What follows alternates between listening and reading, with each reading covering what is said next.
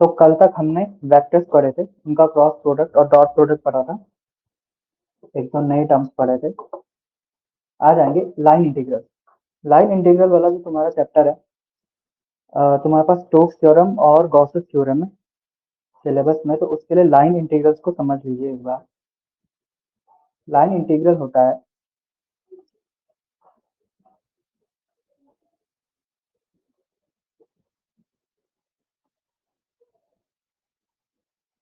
मान लीजिए हमारे पास कोई एक कर्व है किसी एक्स वाई एक्सिस में,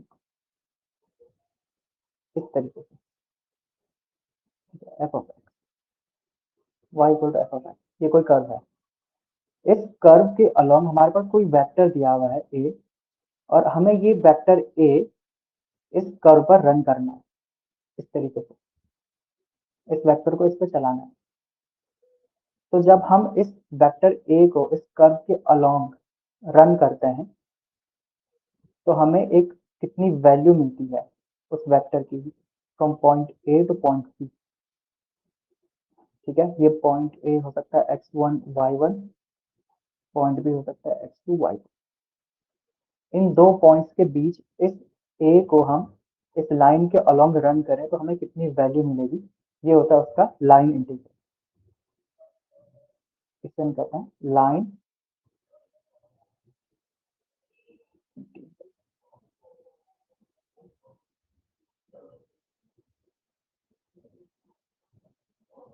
ठीक है, तो जो उसकी ऑफिशियल डेफिनेशन है लाइन इंटीग्रल की, वो ये होती है कि हम किसी वेक्टर को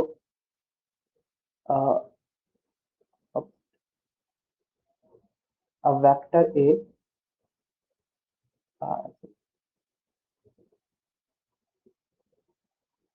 integration of vector A along some curve,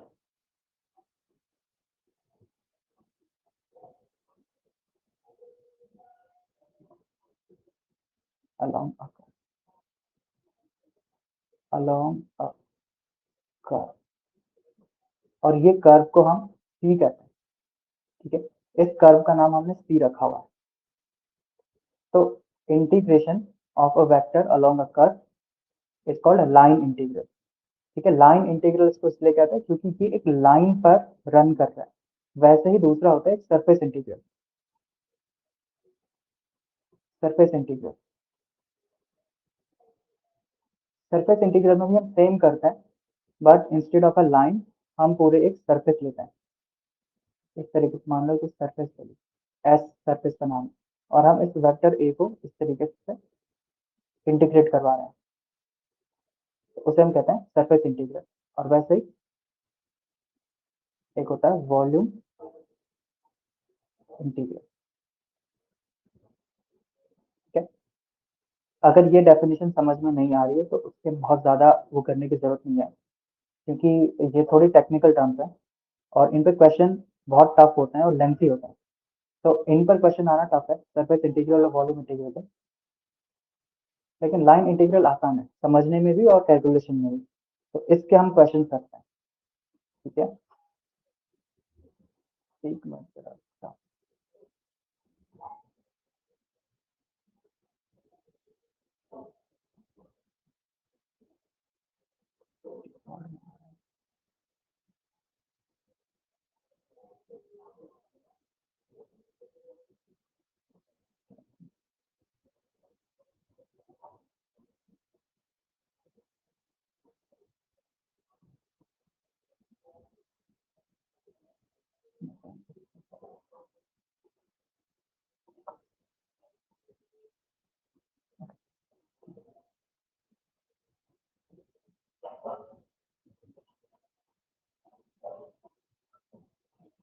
तो हम जितने भी अभी करेंगे क्वेश्चंस वो सारे लाइन इंटीग्रल्स पर होंगे। ठीक है,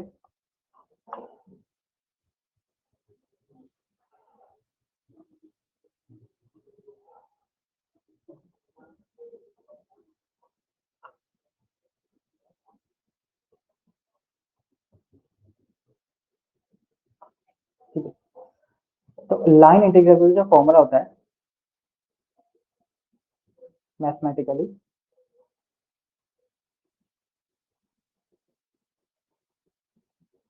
वो होता है कोई वेक्टर ए है और हम उसको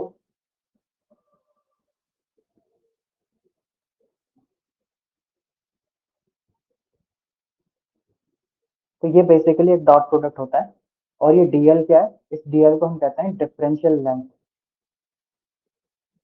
डिफरेंशियल लेंथ, डिफरेंशियल लेंथ का मतलब छोटी सी लेंथ। जैसे ये जो कर्व था यहाँ पर, हम एक छोटी सी लेंथ अज्यूम कर सकते हैं और हमें डॉट प्रोडक्ट करना है ए और डीएल का। तो जब भी हम डॉट प्रोडक्ट करते हैं और अगर ये नॉन जीरो है तो डॉट प्रोडक्ट कैसे डिफाइन करते हैं, ए और बी के बीच का डॉट प्रोडक्ट, ये होता है ए बी कॉस थीटा, और थीटा इन दोनों के बीच का एंगल होता है। तो ए, लेट्स से ए की, ए अगर इस डायरेक्शन में है तो ए और डीएल इस तरीके से बनेगा। फिर यहाँ पर ये इस तरीके से बना, ए की डायरेक्शन तो चेंज नहीं होगी लेकिन डीएल की डायरेक्शन ऐसे से चेंज हो रही है। ए ऐसे रहेगा और डीएल ऐसे जा रहा है। तो हर बार देखो, हर बार हमें कुछ अलग वैल्यू मिल रही है। ये ए है, ये डीएल है, हर बार हमें चेंज मिल रहा है। और जब भी हमें चेंज मिलता है बार बार, तो हम सम करने के बजाय इंटीग्रेट करते हैं।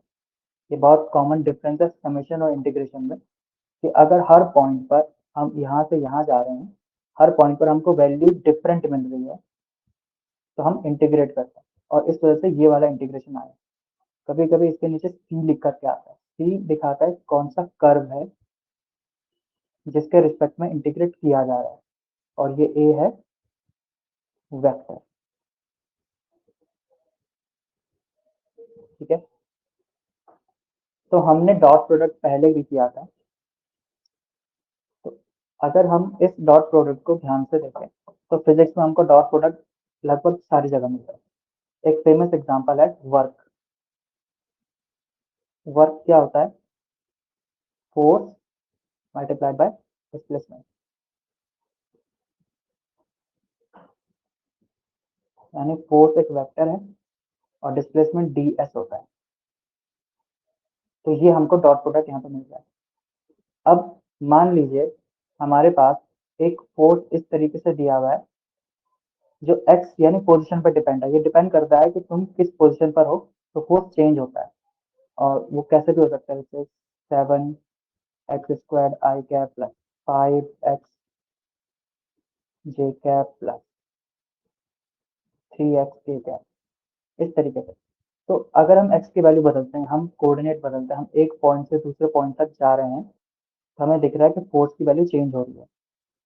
तो वर्क डन इतना सिंपली नहीं निकल सकता। फिर हमें इंटीग्रेट करना पड़ेगा, एफ डॉट डी एस, तब निकलेगा हमारा टोटल वर्क। और ये डी एस है फ्रॉम ए टू बी। ठीक है, ऐसा समझ लीजिए पॉइंट ए से पॉइंट बी तक हम जा रहे हैं और फोर्स हर जगह पे बदल रहा है। ये फोर्स है, एक्स की वैल्यू चेंज, एक्स की वैल्यू बदलेगी क्योंकि यहाँ से यहाँ तक जाने में एक्स की वैल्यू बदल रही है, तो फोर्स भी बदल रहा है। यहाँ पे कुछ और होगा, यहाँ पे कुछ और होगा, यहाँ पे कुछ और होगा। इस वजह से हमको इंटीग्रेट करना पड़ता है। ठीक है, तो अगर हम इस कर्व के अलोंग जाते हैं तो हमें लाइन इंटीग्रल मिल रहा है, और ये लाइन इंटीग्रल इसलिए यहाँ पे काम आ रहा है। तो जो हमने वर्क की डेफिनेशन पढ़ी थी, वर्क बेसिकली फोर्स फील्ड का लाइन इंटीग्रल है। Line integral of force field, field या वेक्टर। ठीक है, तो एक एग्जांपल कर लेते हैं। एग्जांपल में ये ये वाला क्वेश्चन 2017 के पीजीटी में आया था। तो तुम्हारा सिलेबस लगभग पीजीटी का है, केवीएस में आया था, 2017 केवीएस में। तो ये क्वेश्चन थोड़ा सा मैथमेटिकल है, बट तुम्हारे पास शायद इतना ज़्यादा टफ ना आए, लेकिन सिंपल डॉट प्रोडक्ट आने के चांसेस हैं। हमारे पास गिवन है, एक फोर्स गिवन है। फोर्स है हमारे पास -5s minus 16x³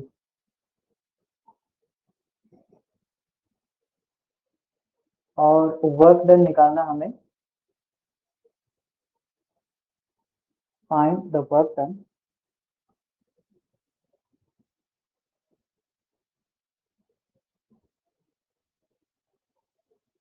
for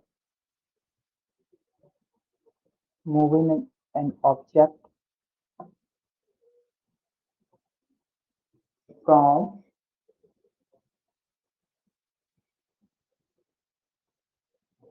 0.1 metre to 0.2 metre. ठीक है, क्वेश्चन में 0.1 है, हम अपनी सिंप्लिसिटी के लिए 1 मीटर टू 2 मीटर कर लेते हैं, इससे आसान है। From 1 metre to 2 metre. हमारे पास फोर्स गिवन है और हमारे पास डिस्टेंस गिवन है 1 मीटर टू 2 मीटर। ठीक है, तो बेसिकली ये पूछ रहा है कि ये 0 है, ये 1 है, ये 2 है। ऑब्जेक्ट को 1 मीटर से 2 मीटर तक मूव किया, तो डिस्प्लेसमेंट कितना आया?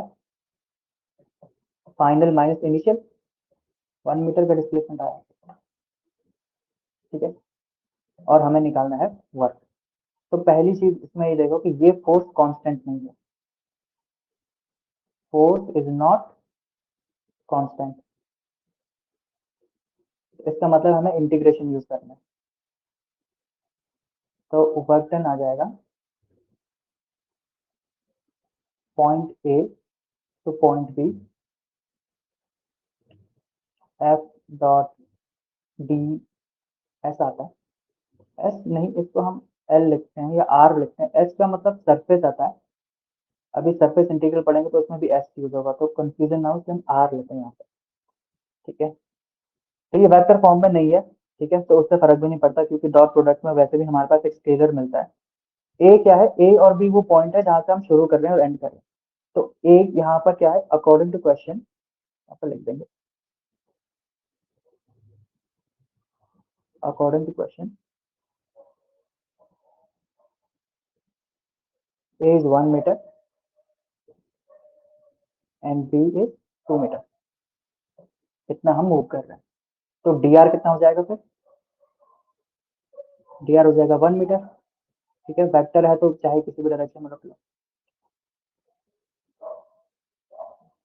अब हम निकालेंगे work from 1 metre to 2 metre f dot d r. तो एफ की वैल्यू है 5x माइनस 16x³ और डी आर की वैल्यू है 1। ठीक है, अगर आपको थोड़ा कंफ्यूजन हो रहा है कि इसमें वेक्टर क्यों नहीं आ रहा है, तो आप रख सकते हो वेक्टर इसमें। ठीक है, और हम एक ही डायरेक्शन में लिख सकते हैं। एफ को मैं लिखूं अगर, एफ जो भी इसका ये वैल्यू है आई कैप डायरेक्शन में, तो मुझे डी आर को भी आई कैप डायरेक्शन में रखना पड़ेगा। क्योंकि अगर मैं यहाँ पर डी आर को लेट्स से मैं जे कैप या के कैप में लिखता हूँ, तो इन दोनों का डॉट प्रोडक्ट फिर जीरो हो जाएगा, वर्क डन जीरो आ जाएगा। ठीक है, तो हमको ऐसा नहीं करना है। तो जब मैं इन दोनों को आई कैप में रखता हूँ, दोनों को आई कैप में लिखता हूँ, तो आई कैप डॉट आई कैप 1 हो जाता है, तो भी मुझे वही मिल रहा है। ठीक है, डी एक्स इसमें और आ जाएगा 1 इंटू डी एक्स, ये डी आर की वैल्यू हो जाएगी। ठीक है, तो अब सिंपल इसको इंटीग्रेट करना है।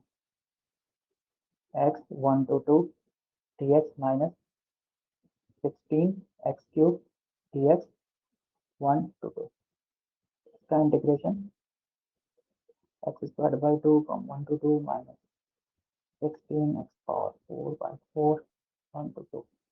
ठीक है, इसको सॉल्व करेंगे, कितना आएगा? 1 2 इंटू 4 माइनस 1 माइनस 16/4 को मैं 4 लिखूँ, तो ये आ जाएगा 2 पावर 4 यानी 2 पावर 4 16 माइनस 1। तो ये जितना भी आ रहा है कितना सॉल्व कर ही लो। -15/2 माइनस 4 × 15, 4 × 15 कितना होता है 60। इसको सॉल्व कर लेना, ठीक है। कितना आ रहा है, वर्क डन है तो ये जूल आएगा, कितने जूल का वर्क है, ठीक है। तो जो हमने अभी ये कैलकुलेशन की, इसका पर्पज ये था, ये बताने के लिए कि जो हम ये डॉट प्रोडक्ट कर रहे हैं ये बेसिकली एक लाइन इंटीग्रल है, लाइन इंटीग्रल है, ठीक है।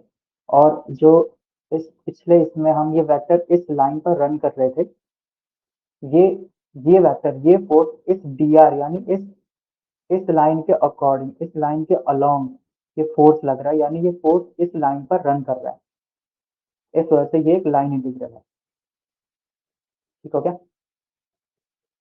तो ये होता है लाइन इंटीग्रल। लाइन इंटीग्रल तुम्हें मतलब डॉट प्रोडक्ट होता है सिंपल, इसका इतना ही होता है कि line integral a dot dl होता है और dl एक लेंथ होती है, इससे ज्यादा लाइन इंटीग्रल नहीं होता।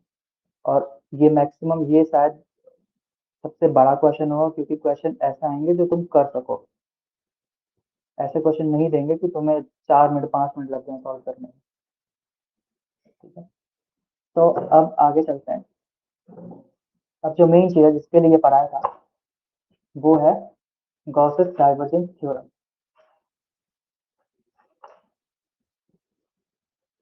डाइवर्जेंस हमने कल पढ़ा था। डाइवर्जेंस का मतलब क्या होता है, डाइवर्जेंस मतलब कोई वेक्टर कितना किसी फील्ड से बाहर निकल रहा है, तो वो डाइवर्जेंस होता है।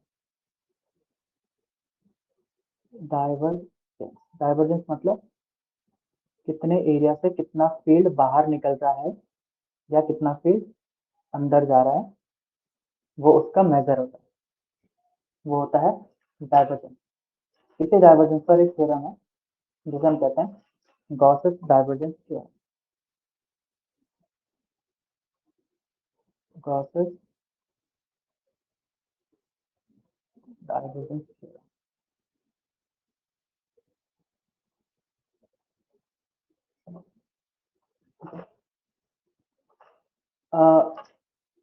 इस पर क्वेश्चन थोड़ा बड़े हो सकते हैं, पर मुझे लगता नहीं इस पर क्वेश्चन आएंगे।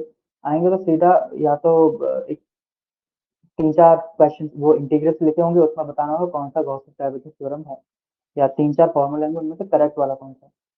तो ये डाइवर्जेंस थ्योरम ये कहता है कि फ्लक्स, फ्लक्स का मतलब होता है ये फील्ड जो बाहर निकल रहा है या अंदर जा रहा है, फील्ड लाइंस को फ्लक्स कहा जाता है। Field lines per unit area उसको फ्लक्स कहते हैं। फ्लक्स होता है field lines per unit area, per unit time, इसको हम कहते हैं flux.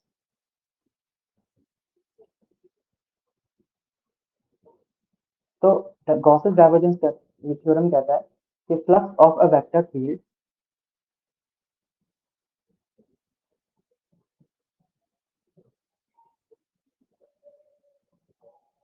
Flux of a vector field from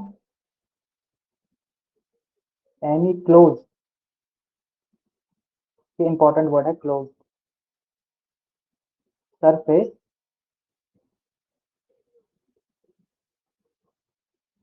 is equal to the divergence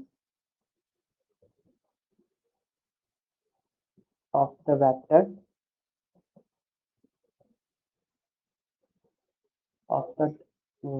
in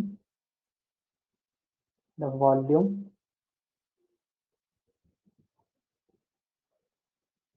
enclosed by the surface। समझ में नहीं आया तो कोई दिक्कत नहीं है, इतना बड़ा आएगा नहीं, बट ये एक जस्ट है कि इस चीज में हो क्या रहा है। तो पहले इसको समझ लेते हैं कि इस डेफिनेशन में लिखा क्या हुआ है, ताकि आसानी से समझ में आ जाए। जो भी ये कह रहा है कि flux of a vector field, किसी भी वेक्टर फील्ड का जितना भी फ्लक्स होगा, एक वेक्टर फील्ड बना लेते हैं, सीधे वेक्टर फील्ड का फ्लक्स बना लेते हैं। ये कोई फ्लक्स जा रहा है किसी वेक्टर फील्ड का, ठीक है। लेट्स से कोई वेक्टर है ए और ये इसका फ्लक्स है, from any closed surface. Closed surface का मतलब होता है कोई 3D ऑब्जेक्ट, जैसे हमारे पास कोई बॉल होगी तो उसका कुछ सरफेस होगा, ठीक है, ये बॉल है उसका कुछ सरफेस है। ये सरफेस कितना एरिया कवर कर रहा है, ठीक है, वॉल्यूम नहीं, एरिया कितना कवर कर रहा है। और ये क्योंकि एक बॉल है तो ये बंद है चारों तरफ से, तो ये क्लोज सरफेस होती है। इसे हम कहते हैं क्लोज सरफेस। ओपन सरफेस क्या होगी? ओपन सरफेस होगी जैसे कटोरी होती है ना,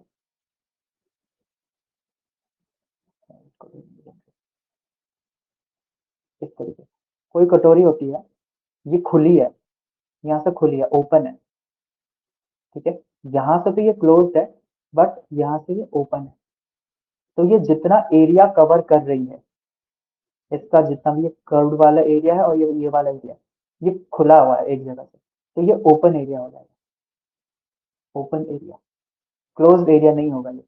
तो यहाँ पर गॉसेस डाइवर्जेंस थ्योरम सिर्फ तब अप्लाई होती है जब सरफेस हमारे पास क्लोज्ड हो, ओपन सरफेस में, जैसे बॉल की सरफेस है, ठीक है। तो इस क्लोज सरफेस से जितना भी फ्लक्स जा रहा है वो उस वेक्टर फील्ड के डाइवर्जेंस के बराबर होता है। इसका डाइवर्जेंस निकाल देंगे, इस वेक्टर फील्ड का, vector field in the volume enclose by surface. ये जो सरफेस है ये जितना वॉल्यूम कवर करती है, जितना भी वॉल्यूम इसका है, उतने वॉल्यूम में कितना फ्लक्स जा रहा है उसका डाइवर्जेंस निकालेंगे, ठीक है। सीधे मैथ कर लेते हैं, ठीक है, मैथमेटिकली। मैथमेटिकली क्या है कि इस सरफेस से, ये सरफेस है, ठीक है, एस से कितना फ्लक्स जा रहा है। किसी भी वेक्टर का फ्लक्स क्या होता है? सरफेस से कितना फील्ड लाइन से आ रही है, ये पर यूनिट एरिया, वो तो फ्लक्स होता है। तो ये फ्लक्स निकल गया, ये फ्लक्स होता है, ठीक है। ये फ्लक्स कितना है? इस वेक्टर फील्ड के डाइवर्जेंस, इसका डाइवर्जेंस और वॉल्यूम के इंटीग्रल में। तो ये एक सिंपल सा, ये क्लोज सरफेस होना चाहिए, ऐसा जो साइन होगा ये दिखाता है कि ये क्लोज इंटीग्रल है। क्लोज इंटीग्रल, क्लोज इंटीग्रल का मतलब होता है कि जितना भी सरफेस ये है ये क्लोज है, ओपन नहीं है, ठीक है। इसको क्लोज इंटीग्रल कहते हैं और ये है गॉसेस डाइवर्जेंस थ्योरम। अब आप खुद समझ लीजिए, इस पर क्वेश्चन बनना टफ है, ये बीएससी लेवल का है। तो बीएससी में तो क्वेश्चन बन सकता है, बट आपको 25 नंबर में इस पर क्या ही क्वेश्चन बनेगा। ज़्यादा से ज़्यादा ये होगा कि 2-3 ऑप्शंस होंगे जिनमें कुछ गड़बड़ किया होगा किसी किसी एक ऑप्शन में, और एक ऑप्शन में ये मैच कर देगा, तो आपको बताना होगा सही ऑप्शन कौन सा। तो आप इसको याद कर लीजिए, इस पर क्वेश्चन टफ है क्योंकि फिर पहले आपको डाइवर्जेंस निकालना है, फिर वॉल्यूम इंटीग्रल। अभी तो हमने लाइन इंटीग्रल तो यहाँ कर दिया, लेकिन सरफेस इंटीग्रल इससे ज़्यादा टफ होता है, और वॉल्यूम इंटीग्रल इससे भी ज़्यादा टफ होता है। वॉल्यूम इंटीग्रल हमको 3 इंटीग्रेशन करने पड़ते हैं एक साथ, एक्स का, वाई का और जेड का। फिर यहाँ पर कुछ लिखा होता है, फिर आता है d x, d y, d z. तो ये बहुत टफ है, ठीक है। ये टाइम लेगा, टफ नहीं है, लेकिन मैं कहूँगा ये टाइम लेगा। ऐसा इंटीग्रल करने के लिए आपको करीब 5 मिनट आराम से लग जाएगा, तो ये नहीं देंगे वो, मुश्किल है। तो जो भी आएगा बहुत बेसिक सा आएगा, बट बहुत स्कैटर्ड है इस बार का सिलेबस। तो ये वाला याद कर लीजिए, ये है गॉसेस डाइवर्जेंस थ्योरम, ठीक है। इसलिए डाइवर्जेंस है क्योंकि यहाँ पर ये वाला पार्ट में डाइवर्जेंस आ रहा है, डाइवर्जेंस। और डाइवर्जेंस कैसे निकालना था वो हम कर चुके हैं, ठीक है। और फिर इसमें और कुछ नहीं, ठीक है। अब चलते हैं लास्ट वाला टॉपिक, वो है कर्ल। ये क्या बोलते हैं, Stokes theorem.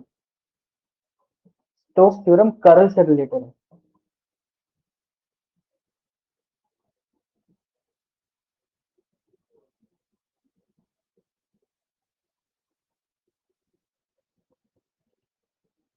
Stokes theorem. Stokes theorem भी कर्ल से रिलेटेड है, ठीक है। स्टोक्स थ्योरम क्या कहती है, मैं पहले फॉर्मूला लिख देता हूँ। स्टोक्स थ्योरम है, कोई सरफेस इंटीग्रल है। अब हमारे पास ए का सरफेस इंटीग्रल नहीं है, बल्कि कर्ल ऑफ ए का सरफेस इंटीग्रल, कर्ल ऑफ ए का सरफेस इंटीग्रल। तो बीच में डॉट प्रोडक्ट आएगा क्योंकि कर्ल ऑफ ए एक वेक्टर क्वांटिटी है। ये इक्वल होता है line integral of a dot d S. तो ये जो थ्योरम बेसिकली एक कॉम्प्लेक्स कैलकुलेशन को आसान करने के लिए दी जाती है, ठीक है। इस वाले में ये पार्ट थोड़ा कॉम्प्लिकेटेड है क्योंकि इसमें वॉल्यूम इंटीग्रल इन्वॉल्व है, लेकिन सरफेस इंटीग्रल वॉल्यूम इंटीग्रल से आसान होता है, तो ये वाला पार्ट तो आसान है। इसमें कर्ल ऑफ ए इन्वॉल्व है और सरफेस इंटीग्रल टफ होता है बजाय लाइन इंटीग्रल के, तो ये वाला पार्ट आसान कर दिया। तो हमें curl of a dot d S निकालने के बजाय सिर्फ ए डॉट डी एल करना है, ठीक है। और कोई क्लोज पाथ होना चाहिए, जिससे क्लोज पाथ होना चाहिए, ठीक है। तो इसका स्टेटमेंट नोट कर लेते हैं।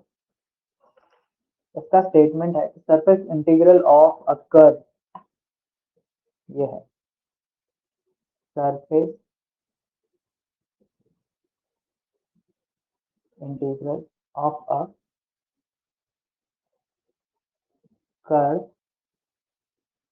On a close surface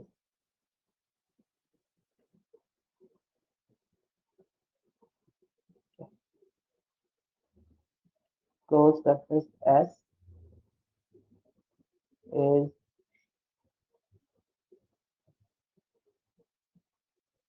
is equal to the line integral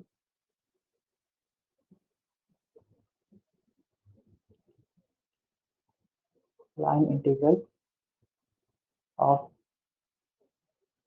that vector along the length of the area, ठीक है।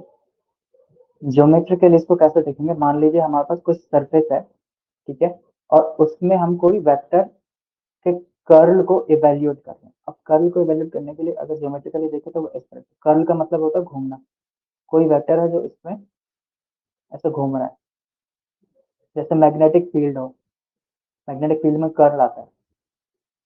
अगर उस मैग्नेटिक फील्ड को किसी सरफेस के ऊपर लगाएंगे तो इस तरीके के कुछ कर्ल मिलेंगे, ठीक है। अब इस पूरे को इवेल्युएट करना थोड़ा टफ है, तो हम सीधे सीधे इसको रिड्यूस कर लेते हैं। ऐसा करने के बजाय हमें ये जो इसकी रिम है, इसका ये बाउंड्री, इस बाउंड्री पर हमको ए डॉट डी एल कैलकुलेट करना है, बजाय कि यहाँ अंदर सरफेस में करेंगे। सरफेस में फिर हमको डेल क्रॉस ए कैलकुलेट करना पड़ता इस पूरे सरफेस के लिए, लेकिन वो करने के बजाय हम ए कैलकुलेट करते हैं ओवर दिस, ओवर दिस, तो ये स्टोक्स थ्योरम है, ठीक है। और अगर आप ये कैलकुलेट कर सकते हैं, मतलब आपकी स्पीड चाहिए कितना जल्दी आप डेल क्रॉस ए कैलकुलेट कर सकते हैं, फिर उसका सरफेस इंटीग्रल लेना है, तो फिर ये इक्विवेलेंट है ए डॉट डी एल। तो ए डॉट डी एल निकालना एक बार आसान है, क्योंकि हम ए डॉट डी एल क्या निकाल देते, अभी तो हम डी निकाल देते हैं, जैसे हम डब्ल्यू कर रहे थे F dot D L, F dot D L के एफ डॉट डी आर कर रहे थे, ये लाइन इंटीग्रल है। तो एक क्वेश्चन आ सकता है कि वर्क, क्योंकि एफ डॉट डी आर होता है, हम इसको कर सकते हैं del cross f dot d r, sorry dot d s, ठीक है।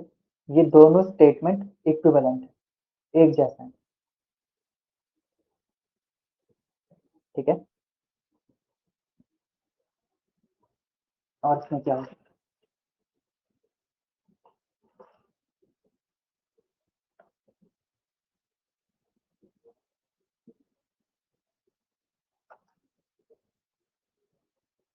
बाकी तो इसमें कुछ नहीं है।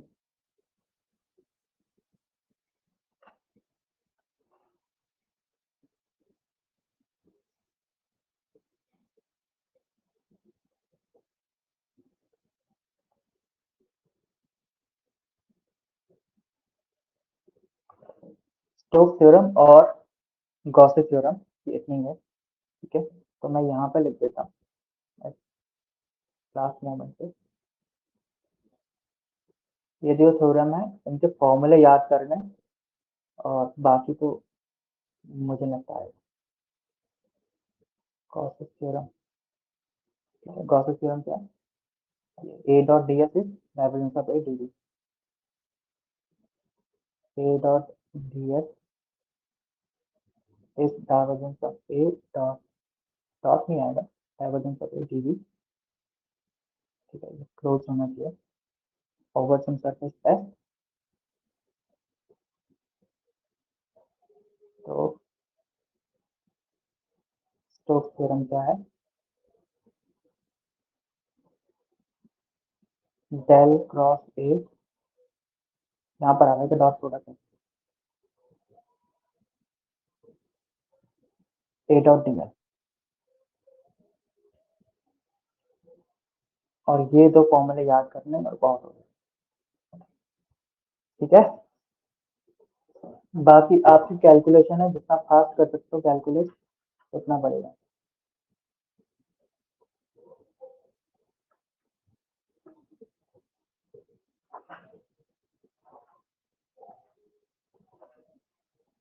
ठीक है,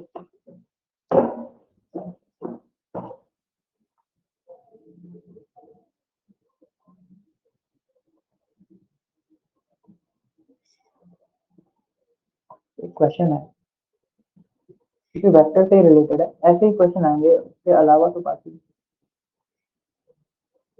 ये होमवर्क, क्योंकि ये थोड़ा टाइम लगा। F negative 3 i cap plus J cap plus 5 k cap, and position vector दिया हुआ है 7 i cap 3 j cap plus k cap, और हमें निकालना है टॉर्क। Find torque. टॉर्क क्या होता है? बल आघूर्ण। बलाघूर्ण कहता है। ठीक है, टॉर्क का फॉर्मूला क्या होता है? टॉर्क को इससे दिखाते हैं, टॉर्क होता है f cross r, r cross r cross f. तो हमें आर क्रॉस एफ निकालना है टॉर्क निकालना है। ठीक है,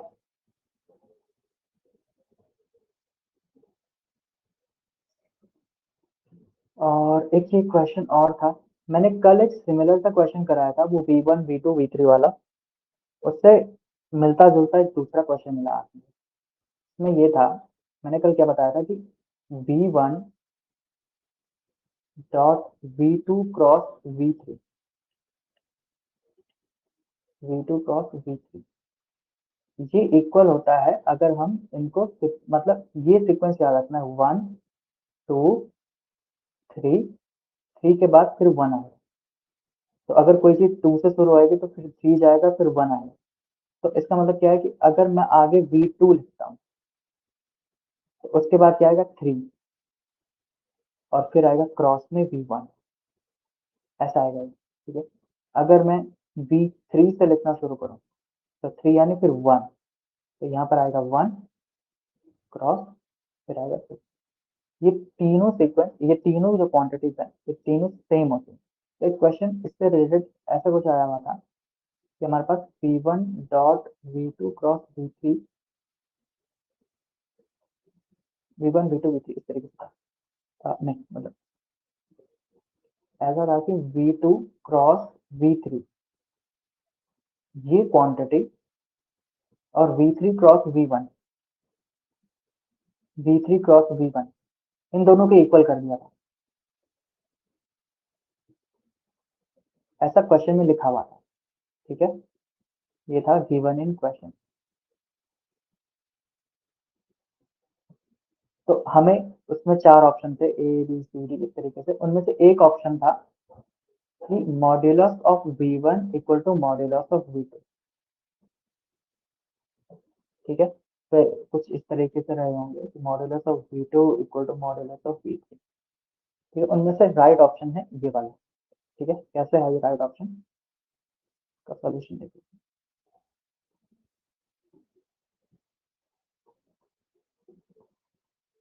अगर हमें ये दो पॉइंट देखो, इस वाले से क्या आ रहा है, इस वाले पार्ट कि V1 dot V2 cross V3 ये इक्वल है V2 dot V3 cross V1। ठीक है, और ये दो वैल्यूज सेम दी हुई हैं। इसका मतलब क्या है कि V1 V2 क्रॉस V3 का modulus is equal to modulus of V2 V3 cross V1। ठीक है, अब देखो ये दोनों अगर सेम दिए हुए हैं, इसका मतलब क्या है कि इनका मॉडुलस भी सेम होंगे। ठीक है, तो इसका मतलब ये है कि modulus of V1 equal to modulus of V2। ठीक है, 3 लाइन का था ये, 3 भी क्या 2 लाइन, ये वाली लाइन तो वैसी है, तो इससे ये सॉल्व हो रहा है। ठीक है,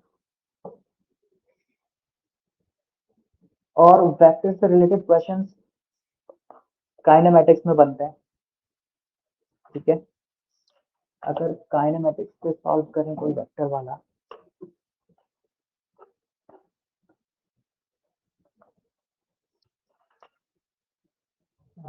तो इसमें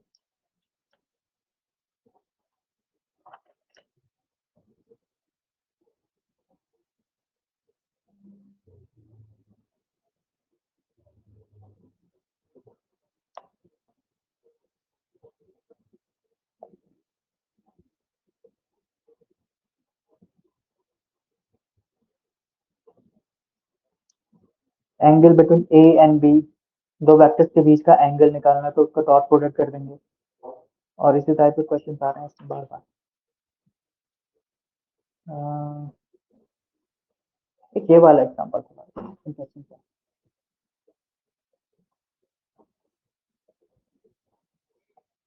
एक क्वेश्चन है, find the unit vector perpendicular to A and B. Question है, find the unit vector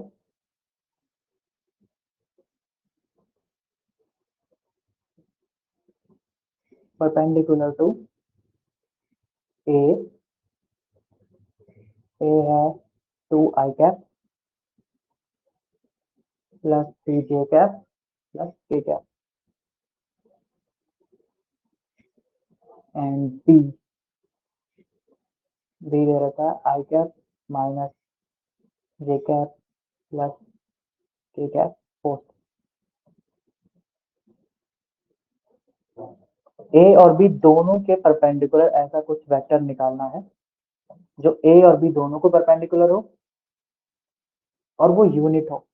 unit का मतलब उसका मॉड्यूलस 1 होना चाहिए। ठीक है, तो इसमें दो कॉन्सेप्ट यूज हो रहे हैं। पहले तो ये समझ लीजिए कि यूनिट वेक्टर, कोई भी वेक्टर ए को हम लिख सकते हैं modulus of A times A cap दिखाता है यूनिट वेक्टर को। तो मैंने पहले इसमें बताया था। तो वेक्टर यूनिट वेक्टर कैसे निकालेंगे, vector A divided by it's modulus. ठीक है, और मॉड्यूलस ऑफ ए कैसे निकालते हैं, उसके कंपोनेंट का स्क्वायर करके उसका स्क्वायर रूट ले लो। ए एक्स स्क्वायर, ए वाई स्क्वायर और ए स्क्वायर, उनका स्क्वायर लेकर के इसका स्क्वायर रूट निकाल देना और ये इसका मॉड्यूलस हो जाता है। और इसमें यही करना है, लेकिन वो यूनिट वेक्टर परपेंडिकुलर होना चाहिए ए और बी के। तो हमारे पास एक प्रॉपर्टी है क्रॉस प्रोडक्ट की, कि अगर हम दो वेक्टर्स ए और बी का क्रॉस करें तो जो सी वेक्टर होगा ना, ये परपेंडिकुलर होगा to both A and B. A and B, ये सी वेक्टर ए और बी दोनों का परपेंडिकुलर है और हमें ऐसा ही वेक्टर निकालना है जो दोनों का परपेंडिकुलर हो। इसका मतलब है कि हम इसको क्रॉस प्रोडक्ट निकाल के जो वेक्टर आएगा उसी का यूनिट वेक्टर निकाल देंगे। हमें इस सी का ही यूनिट वेक्टर निकालना है। सिंपल सा, थोड़ी सी लैंग्वेज घुमा दी, बट सिंपल सा हमें क्या करना है, हमें निकालना है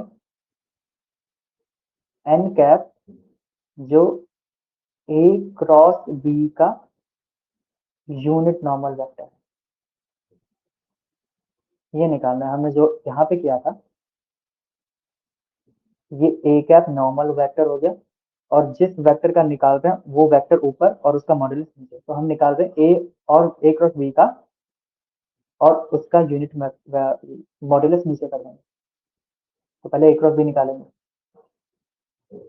ए क्रॉस बी कैसे निकलेगा, आई कैप जे कैप के कैप, ए के लिए 2 3 1, बी के लिए 1 -1 1, 3 + 1 माइनस जे कैप, ये तो आता है ना, तो कैसे निकालते हैं, हम ये वाली रो को कंसिडर नहीं करते, आई कैप मैंने यहाँ लिख दिया और इनका मल्टीप्लिकेशन माइनस इसका मल्टीप्लिकेशन, 3 1 जा 3 माइनस 1 इंटू -1, तो माइनस माइनस माइनस फिर प्लस बन गया। फिर जे के लिए माइनस लेते हैं, तो पहले में प्लस लेते हैं, फिर माइनस लेते हैं, फिर प्लस लेते हैं, अल्टरनेट चल रहा है। तो फिर मैंने लिखा जे, अब मैं इन दोनों की मल्टीप्लिकेशन करूंगा माइनस इसके मल्टीप्लिकेशन, तो मैंने लिखा -2 -3। अब ऐसे ही के कैप यानी ये वाला कंसिडर नहीं करेंगे, और नहीं, मैं जे कैप के कैप करेंगे, जे कैप में क्या होगा, 1 इंटू -2, 1 इंटू 2 2 -1 इंटू 1, तो 1, के कैप आएगा, के कैप में आएगा 2 इंटू -1 -2 -3 इंटू 1, ये आएगा, तो ये आ गया 4 आई कैप 2 -1 माइनस जे कैप -5 के कैप, तो ये आ गया वेक्टर। अब हमें निकालना है इसका यूनिट नॉर्मल, तो इसका यूनिट नॉर्मल कैसे निकालेंगे, इस वाले फॉर्मूले से, इस वाले से, तो unit normal of 4 I cap minus के कैप -5 के कैप, ये क्या आ जाएगा, ये वेक्टर पहले लिख देंगे, माइनस जे कैप -5 के कैप और इसका मॉड्यूलस, मॉड्यूलस क्या होता है, इसके कंपोनेंट का स्क्वायर, 16 + 1 + 25,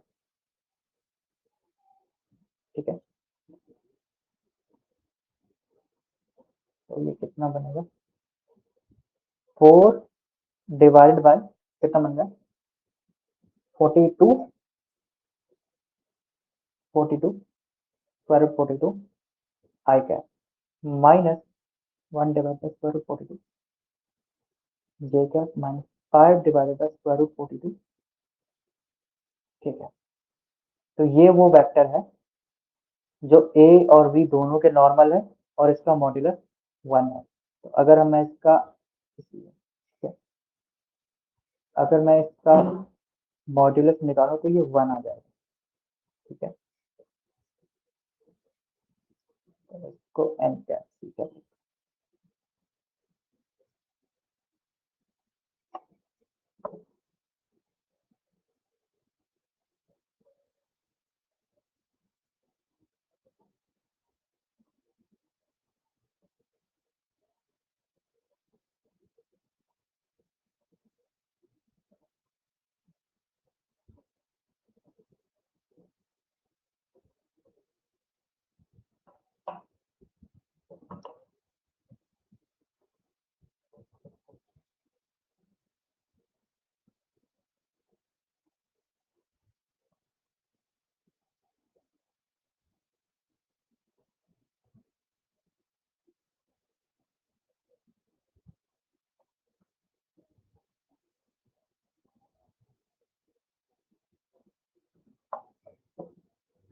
और बाकी क्वेश्चंस इसमें बाकी क्वेश्चंस ऐसे ही हैं,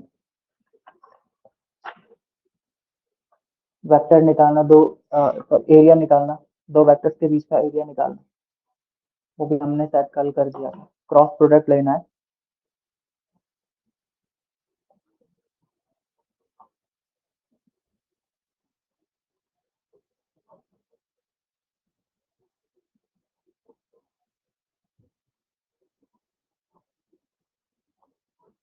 एरिया मैंने कल बता दिया था।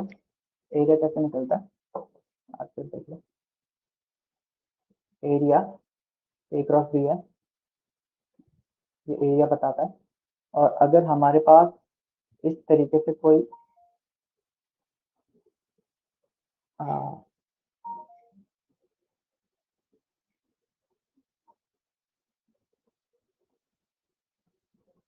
इस तरीके से कोई वेक्टर्स हैं,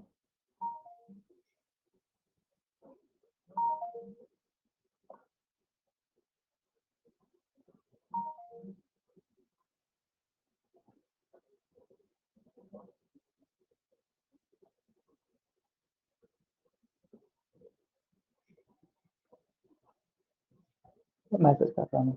ओके, तो इसका एरिया क्या होता है, क्योंकि पैरेललोग्राम है तो ए क्रॉस बी इसका एरिया दिखाता है। ठीक है, ये एरिया हो जाता है ए क्रॉस बी। लेकिन अगर हमारे पास ट्राइंगल हो तो ट्राइंगल इस तरीके से हो सकता है। दो वेक्टर्स हैं तो दो वेक्टर्स ही ट्राइंगल बनाते हैं इस तरीके से। तो ये वाला जो एरिया है, ये एरिया है, ये एरिया एग्जैक्टली इसका आधा है। अगर आप ध्यान दे रहे हो, ये एरिया, तो इसका एरिया कितना हो जाएगा, 1/2 कर लेंगे, फिर ए क्रॉस बी।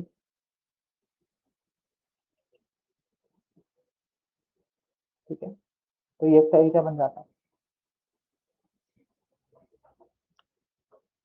और कुछ नहीं है इसमें। फिर बाकी यही है, force of 8 Newton makes the compound. ठीक है, तो और क्या बन सकता है।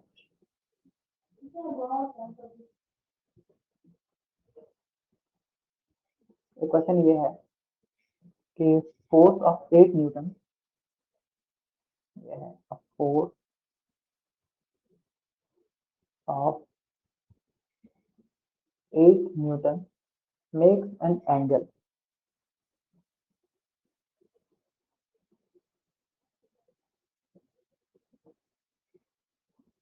Of 30 degree with x axis.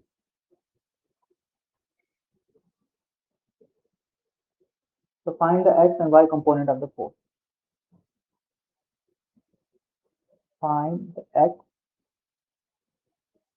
and y components of force. इसमें ज्योमेट्री का यूज करना है, वेक्टर्स इसमें कम है बट ज्योमेट्री ज्यादा है। ये हमारे पास एक्स एक्सिस है।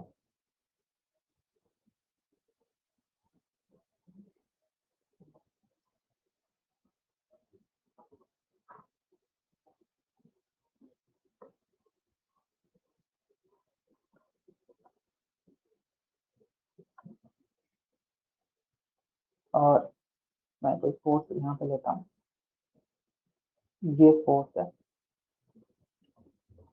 जो 30 डिग्री का एंगल बना है, ये वाला 30 डिग्री का एंगल है।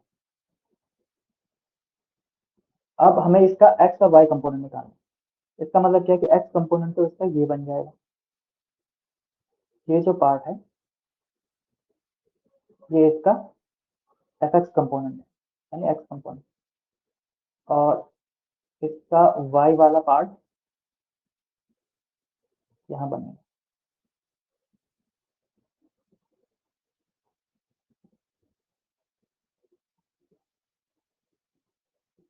ये इतना पार्ट एफ वाई।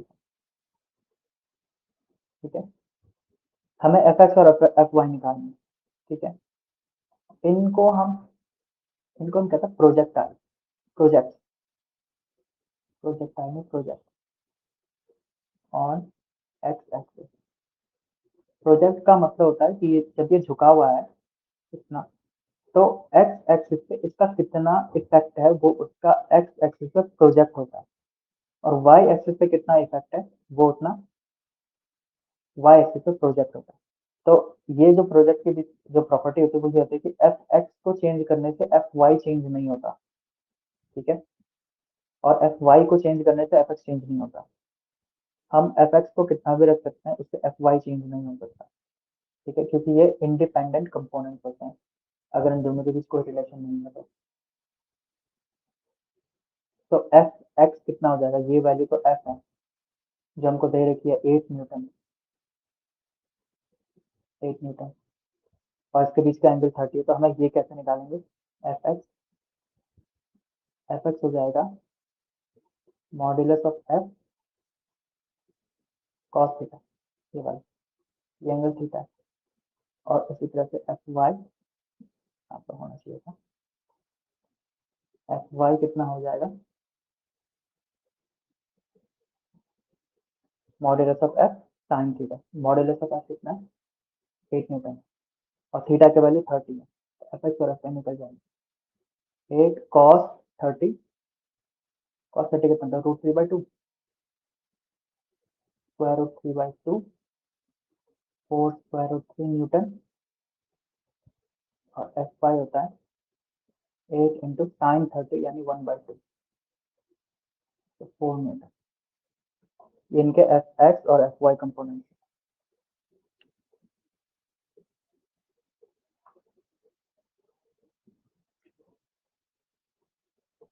बस इतना ही है, वेक्टर वाले में इतना ही है। बाकी वेक्टर प्रोजेक्टाइल में आता है, जैसे कि प्रोजेक्टाइल मोशन आपने पढ़ा होगा, अगर हम वेलोसिटी को इस तरीके से डाल, ये ऐसे प्रोजेक्टाइल बनता है, तो वेलोसिटी को कुछ वेक्टर दे दिया, v वेक्टर दे दिया, vector 4 i cap plus 3 j cap, इस तरीके से कुछ दे दिया, और हमें हाइट निकालनी है, तो हमें हमारे पास जो फॉर्मूला होता है उसमें वेक्टर नहीं होता, तो हमें वेक्टर का मॉड निकालना पड़ता है, 16 + 9 25, तो ये 5 आ जाता है, 5 मीटर पर सेकंड, इस तरीके से हमें करना पड़ता है। तो वेक्टर छोटे छोटे फॉर्म में किसी न किसी फॉर्म में वो इंक्लूडेड होता है बाकी सब्जेक्ट्स में। तो फिलहाल के लिए इतना ही करते हैं, टाइम भी हो गया, ठीक है, आपके कोई क्वेश्चन है, क्वारी है तो पूछ लीजिए, फिर मैं बात करता हूँ।